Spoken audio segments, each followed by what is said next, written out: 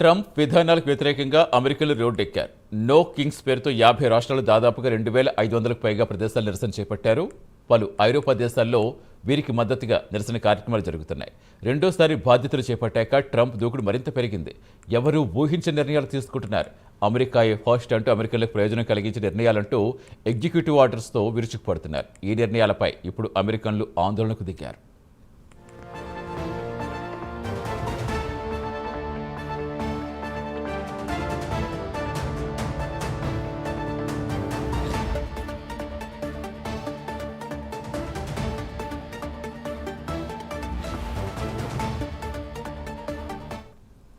Trump first టర్మ్లోని వివాదాస్పద నిర్ణయాలు చాలా తీసుకున్నారు. రెండోసారి అధికారంలోకి వచ్చాక అడ్డు అదుపు లేకుండా వ్యవహరిస్తున్నారు. పాలనా సంస్కరణల పేరుతో ఎలన్ మస్క్ నేతృత్వంలో డోజ్ ఏర్పాటు చేసిన ట్రంప్ వేలాది మంది ఉద్యోగులను తొలగించారు.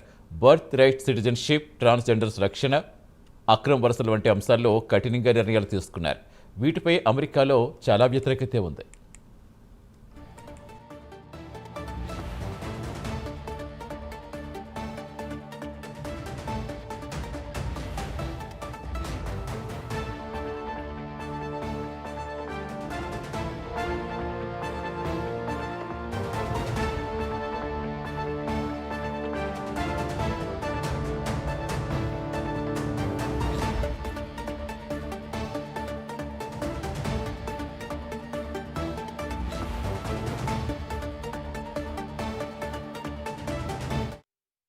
ఇక వలసదారులపై అధికారుల సోదాలు మరింత వివాదాస్పదంగా మారాయి. దీనిపై స్థానికంగా నిరసన చేస్తున్నవారిని అడ్డుకునేందుకు అనేక రాష్ట్రాల్లో ఫెడరల్ బలగాలు దింపారు ట్రంప్. ఇది ఆందోళనకు మరింత ఆజ్యం పోస్తుంది.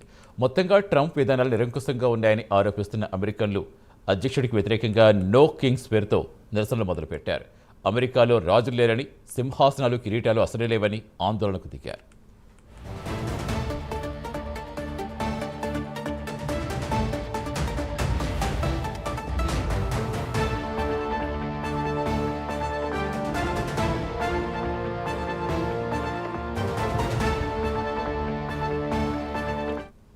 ఈ ఏడాది జూన్ 14న మొదటిసారి ఈ నిరసనలు దాదాపు 2,000 ప్రాంతాల్లో జరిగాయి. దాదాపు 50 లక్షల మంది ఈ ప్రొటెస్టుల్లో పాల్గొన్నారు. ఈసారి అంతకంటే ఎక్కువగా పాల్గొన్నారని భావిస్తున్నారు. ట్రంప్ నిరంకుశంగా వ్యవహరిస్తారని ఆరోపిస్తూ గతంలో నిరసనలు చేపట్టిన అమెరికన్లు నో కింగ్స్ పేరుతో మరోసారి దేశవ్యాప్తంగా ఆందోళనలకు పిలుపునిచ్చారు.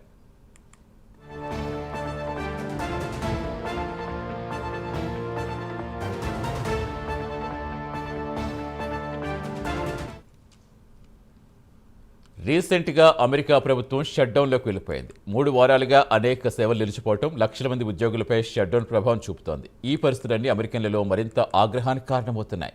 దీంతో ట్రంప్ వ్యతిరేకంగా మరోసారి దేశవ్యాప్తంగా ఆందోళనకు దిగారు. ఈ నిరసనలు వైట్ హౌస్తో పాటుగా రిపబ్లికన్లు కొట్టిపారేశారు. ఈ ర్యాలీల్లో పాల్గొనేవారంతా అమెరికా వ్యతిరేకులని అభివర్ణించారు.